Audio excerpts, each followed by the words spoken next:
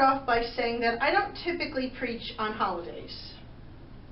And I don't mean I don't come to church and preach on when it's a holiday. I mean I don't typically do holiday-themed things. And that includes Mother's Day, because I'm one of them that I know the history of Mother's Day, and I think that it was actually very important historically, because it was basically a protest holiday of the Civil War. But that the woman who founded it, her name was Anna Jarvis, grew to hate what Mother's Day became, because it became so commercial, and because it became a day for florists and restaurateurs, and it became about something that it was never intended to become about. And so I'm kind of on her side with this whole thing. I don't think that we should need a formal day to tell our mothers that we appreciate them.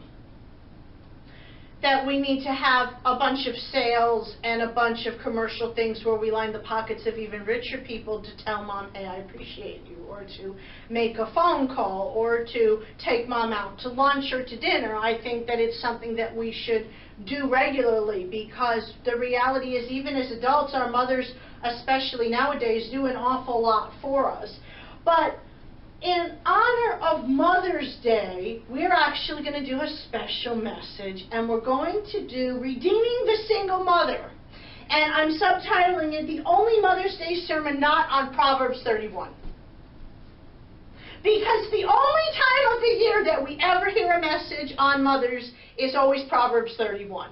And we also take Proverbs 31 grossly out of context at that, because the Proverbs 31 woman doesn't start at verse 10, it starts in Proverbs 31 and verse 1, where it says, this is the prophecy of King Lemuel that his mother taught him.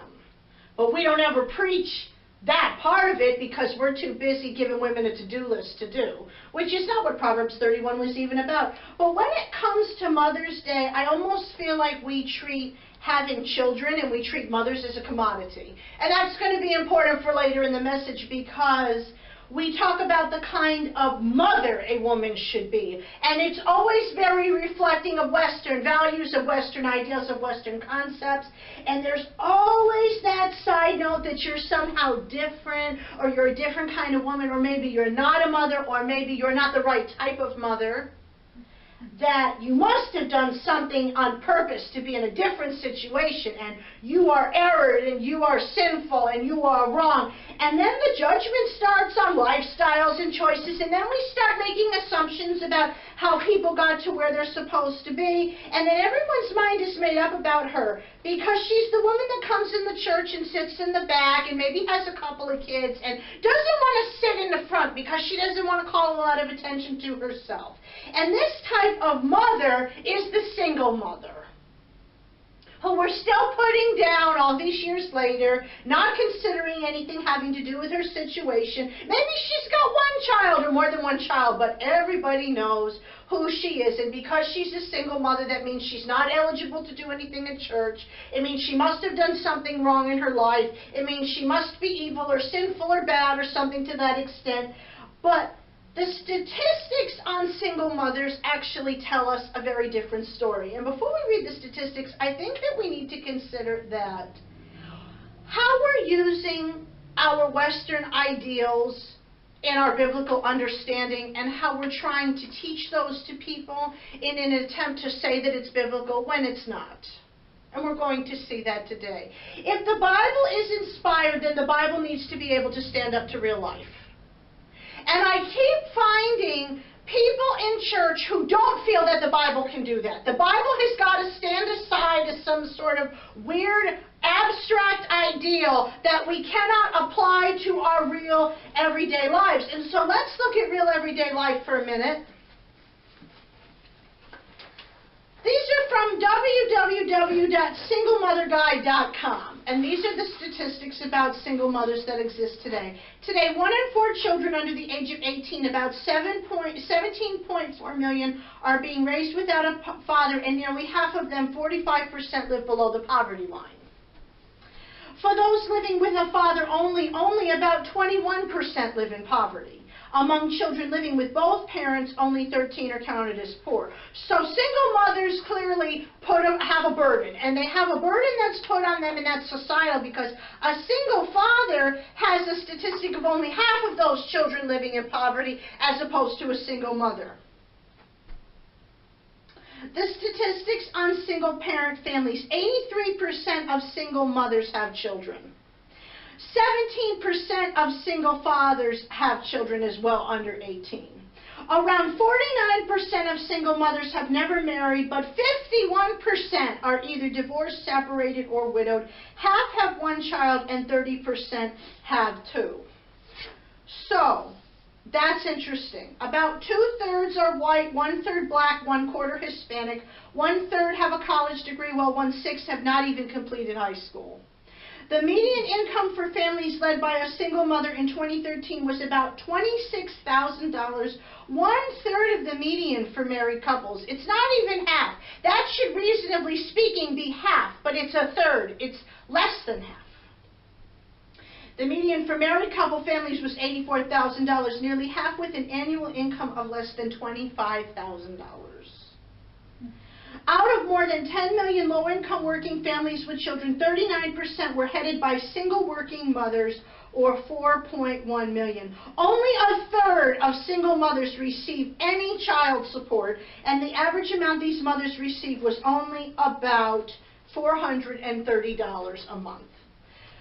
So, we're always talking about single mothers in the context of women who choose to go out and get artificially inseminated, or who maybe entrap their boyfriend because they want a baby and they feel that it's time and that things aren't moving. And so we always look at single mothers as being those women that deliberately go out and do something of that nature or of that extent.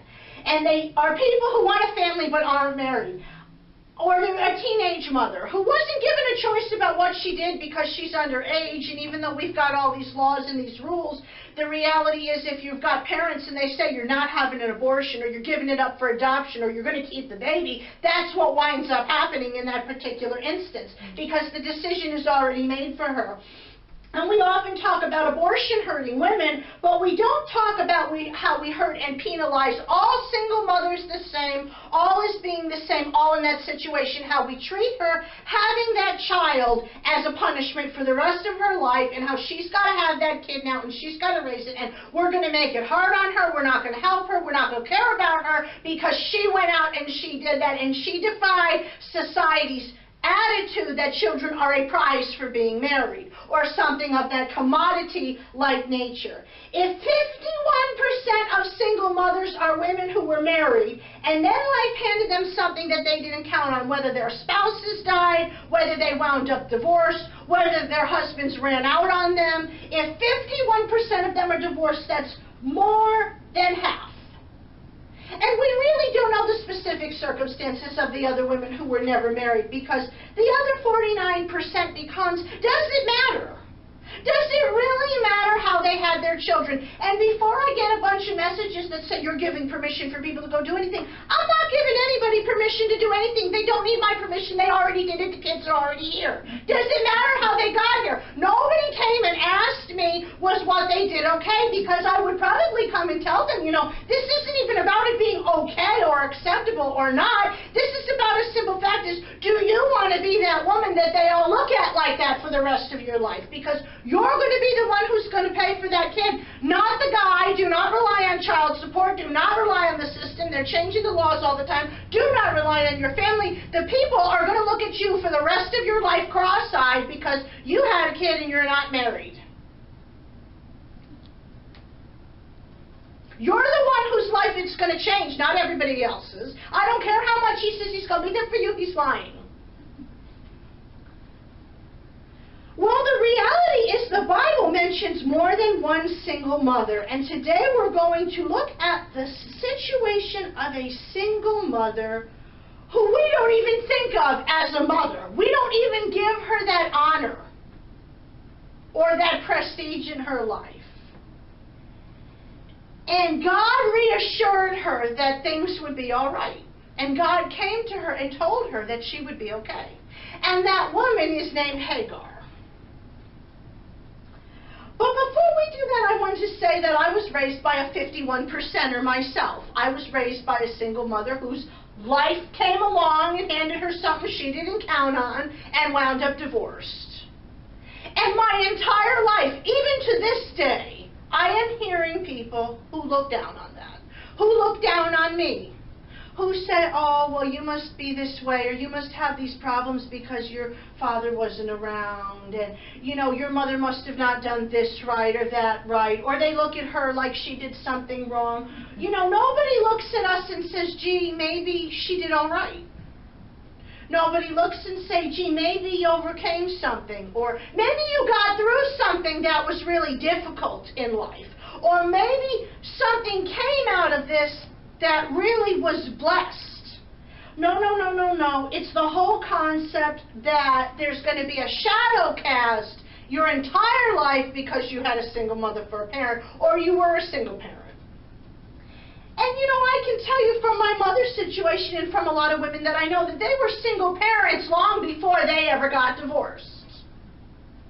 I know quite a few women like that who, where their children are today is because of them. It's not because of their husbands. It's because of them, because they had their children and then they were responsible, and then they saw their commitment through because they couldn't rely on their husbands while their husbands were screwing around on them, or were cheating on them, or were not helping, or they were working 2 and 3 jobs because their husbands didn't want to go to work. And they stayed, and they kept the commitment, and they did it. But they were single parents long before divorce ever came along in their lives. But this shadow that's cast is the message that we don't think women can raise their own children by themselves. And that's really very scary, because those statistics prove that we don't do that with single dads. We don't tell single dads that they can't do it. You find a single dad who's divorced or widowed, or the woman ran out, and everybody from the churches, they're helping him raise those kids and making sure he's got what he needs and bringing him food and bringing him meals. But you got a single mother, and we just said, oh, you're never going to be able to make it. Those boys are going to turn out to be this, or they're going to turn out to be that. Or you're going to make them gay, or you're going to make them wrong, or you're going to make them psychopaths. I mean, and if you think about what we say to single mothers, it's baffling. It's just baffling that one woman can be so powerful that just because she doesn't have a husband at that point in time, that her children are never going to be right. But we don't say that to single dads, and that's not fair. And I'm not minimizing what single dads go through, because it's a very hard job. It's a very hard circumstance to be one parent by yourself with kids. It's not an easy thing to do, whether you are a man or a woman. But we don't treat single fathers the way that we treat single mothers. And it's a part of the inequalities and the attitudes that we have in society that bring us to a point that is not good. We make him noble, and we make her a slut.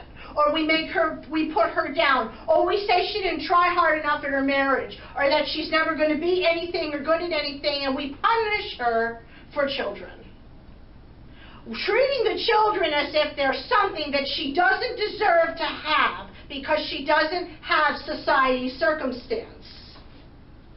Well, God says otherwise. So let's look at Genesis chapter 16.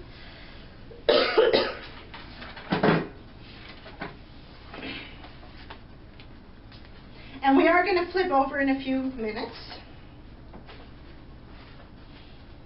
We're going to start in 16, and we are going to go to 21 in a few minutes. But let's start with 16 to see who we're talking about. Now Sarai, Abraham's wife, had borne him no children. But she had an Egyptian maidservant named Hagar. So she said to Abram, the Lord has kept me from having children. Go sleep with my maidservant. Perhaps I can build a family through her. And let's say that when we talk about these passages in the Bible and we talk about the situation, I think we try to sanitize it. And we try to sanitize it because we don't want it to sound like it really was. Well, we're going to talk today about how it really was. We try to make it comfy and cushy and say, oh, she was a substitute wife and she basically became like a second wife, or we try to honor it. But that isn't what is reflected here. Abram agreed to what Sarai said. So after Abram had been living in Canaan 10 years, Sarai, his wife, took her Egyptian maidservant Hagar and gave her to her husband to be his wife. He slept with Hagar, and she conceived. When she knew she was pregnant, she began to despise her mistress. Then Sarai said to Abram, you are responsible for the wrong I'm suffering. I put my servant in your arms, and now that she knows she's pregnant, she despises me. May the Lord judge between you and me. Your servant is in your hands, Abram said. Do with her what you think is best. Then Sarai mistreated Hagar, so she fled from her. The angel of the Lord found Hagar near a spring in the desert. It was the spring that is beside the road to Shur. And he said, Hagar, servant of Sarai, where have you come from and where are you going? I'm running away from my mistress Sarai, she answered. Then the angel of the Lord told her, go back to your mistress and submit to her. Then the angel added, I will so increase your descendants that they will be too numerous to count. The angel of the Lord also said to her, you are now with child, and you will have a son. You shall name him Ishmael, for the Lord has heard your misery. He will be a wild donkey of a man. His hand will be against everyone, and everyone's hand against him. He will live in hostility toward all his brothers. She gave this name to the Lord who spoke to her. You are the God who sees me. For she said, I have now seen the one who sees me. That is why the well was called Bir Lahai Roi. It is still there between Kadesh and Bered. So Hagar bore a son, and Abram gave the name Ishmael to the son she had born. Abraham was 86 years old when Hagar bore him Ishmael. So Hagar was Sarai's slave. She was her servant, her personal servant. And servant in the Bible means slave. We try to make it nice or fuzzy or make servant higher than a slave. No, she was a slave. She was somebody that had been bought or given or traded for the purpose of waiting on Sarah, and specifically Sarah in her life. And she became a single mother. She became pregnant, and it was not of her own free will and volition. It's not that she was a teenager. It's not that she reached a certain age and didn't have the family that she wanted. She was a slave who was forced into concubinage by her owners. She didn't get a choice. She wasn't able to say, I don't want to do this, I'm not comfortable with this. If Sarah told her to go and do what she was told to do, then that was what she had to go and do. And we could say that this was sexual slavery. Let's just call it what it was. It was a form of human trafficking. That's what we would call it today. That they wanted a baby, they couldn't have it themselves, and so they forced somebody else into it against her will without any say in the matter so that they could get what they wanted and they could have a child out of it. It was a surrogacy in a certain sense. We want to talk about being surrogates or surrogate wives, or we want to make it sound nice, but what she was a sex slave. That's what she was, and that's what she became. And she became pregnant so her child could be taken away from her and used for somebody else's lineage.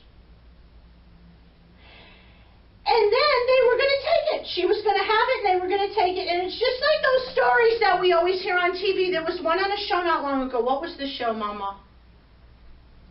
It was one of those Chicago shows. Chicago Med? It was Chicago Med, where the woman entered into a contract for money, for so much money to have the baby for this couple, but there was a clause in there that the baby couldn't be premature because they didn't feel they could handle that. And when the baby came and the baby was premature, they wouldn't take the baby, and they didn't want the baby, and then the woman didn't get paid. And nobody wanted the baby. And nobody wanted the baby. So it's just like these things we see on TV where the couple couldn't have their own child, and then later they have their own child, and then suddenly the child that they had before they didn't want anymore. It's exactly like what we see, all these dramas that we see on TV started somewhere, the book of origins, the book of the beginning. But God made a promise to this woman who was going to become a single mother and who was in a situation that she had no choice about. And I've had people say, why did they tell her to go back? Well, because what was she going to do? Where was she going to go? And quite frankly, this situation was their fault. The least that they could do was take care of her in the meantime, and they could make sure that she was provided for. What was she going to do? There was no home for unwed mothers. People didn't care about the unborn. People didn't care about pregnant women who didn't have husbands, because as far as society was concerned, she was an unwed pregnant woman. She might have had concubinage status, but concubines didn't have any status. They weren't wives. They really didn't have any legal rights. They were people that just kind of stayed along for whatever reason that they wanted to. But a lot of people don't realize that the promise that Hagar received is very similar to the same promise that they received about Isaac. They said that he would become a father, Abram would become a father of many nations, and that it would come through his son. And to here, she's told that her descendants are going to come through this boy that are going to be too numerous to count. So Hagar and Sarah received the exact same promise. Exact same promise. A single mother received the same did. But we don't talk about that.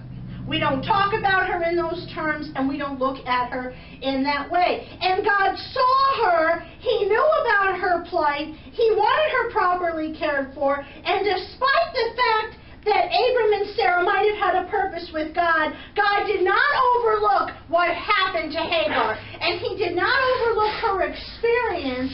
And as a result, Hagar received and experienced a very profound relationship with God. And she received it with God because she knew in the end that she couldn't rely on anybody else. Who else did Hagar have? She knew that God was Beer-lahai-roi. He was the God who sees her. He was the God who sees me. And Hagar knew that she was sent away because they didn't want to deal with things that they had done in a couple of chapters later. So let's go over to chapter 21. So now this is a couple of years later where now Hagar's had Ishmael, and now Isaac is in the picture, and now things are once again not going Sarah's way. And if you notice very consistently in here, it was Sarah's temper tantrums and Sarah not liking the situation that rendered how Hagar got treated. Verse 1, now the Lord was gracious to Sarah as He had said, and the Lord did for Sarah what He had promised. Sarah became pregnant and bore a son to Abraham in his old age at the very time God had promised him. Abraham gave him the name Isaac to the son Sarah bore him. When his son Isaac was 8 days old, Abraham circumcised him as God commanded him. Abraham was 100 years old when his son Isaac was born to him. Sarah said, God has brought me laughter, and everyone who hears about this will laugh at me. And she added, who would have said to Abram that Sarah would nurse children, yet I have borne him a son in his old age. The child grew and was weaned, and on the day Isaac was weaned, Abraham held a great feast. But Sarah saw that the son whom Hagar the Egyptian had borne to Abraham was mocking, and she said to Abraham, get rid of that slave woman and her son, for that slave woman's son will never share in the inheritance with my son Isaac. Now, isn't that funny? They had the same inheritance. They had the same promise. But she didn't want any chance that Ishmael was going to share in the same thing that now her son was going to. The matter distressed Abraham greatly because it concerned his son. But God said to him, do not be so distressed about the boy and your maidservant. Listen to whatever Sarah tells you, because it is through Isaac that your offspring will be reckoned. I will make the son of the maidservant into a nation also, because he is your offspring. Early the next morning, Abraham took some food and a skin of water and gave them to Hagar. He set them on her shoulders and then sent her off with the boy. She went on her way and wandered in the desert of Beersheba. When the water in the skin was gone, she put the boy under one of the bushes. Then she went off and sat down nearby, about a bow shot away, for she thought, I cannot watch the boy die. And as she sat there nearby, she began to sob. God heard the boy crying. The God who sees her saw this going on. And the angel of God called to Hagar from heaven and said to her, what is the matter, Hagar? Do not be afraid. God has heard the boy crying as he lies there. Lift the boy up and take him by the hand, for I will make him into a great nation. Then God opened her eyes, and she saw a well of water. So she went and filled the skin with water and gave the boy a drink. God was with the boy as he grew up. He lived in the desert and became an archer while he was living in the desert of Paran. His mother got a wife for him for Egypt. So Hagar's situation wasn't fair yet again. It wasn't just. It wasn't something she asked for. It wasn't something that she planned on. And God proved a provision to her beyond what we can imagine, because the only one who was there and who knew and who could see was God. So to all of you out there who are single mothers, you know what? Life happens sometimes that we don't count on, that we don't plan on. And sometimes it's unfair, and sometimes it happens when women have children. Husbands die, they go off to war, because in essence, if you've got a husband that's overseas and you're in the United States, you're a single parent. Maybe you're still married, but you're alone a lot of the time. You know, if you're widowed, if you're divorced, if you got pregnant by some guy who said all the right things and then he disappeared, life sometimes creeps up on us, and it consists of things we don't think about and we don't plan on. But you know what? God sees you too. He doesn't just see Hagar, the single mother sitting there in the desert. He sees you too, and he knows what you're going through, and he can send you through that spiritual power, that divine help that you need, something that nobody else can give to you. Now, does that mean that we shouldn't help out single mothers in the church? No. It doesn't mean that we have the right to treat them as we do, to say that, well, God will take care of them. That isn't fair. I almost don't like how we are in church about family today, because I feel it's exclusionary. What about everybody else? You know, we want the families, and we want the cute little kids, and we want it to look really good and really polished, and we want the people who make $84,000 a year to tithe, and we want everything to be real comfortable and real cushy. But what about the single mother? What about the single person? What about the single dad? What about the older woman who's widowed, or who's divorced, or who's in a different stage in her life? What about older couples? What about couples who can't have children? What about everybody else besides this cushy little image that we have of family that we want to magnify and we want to celebrate in church?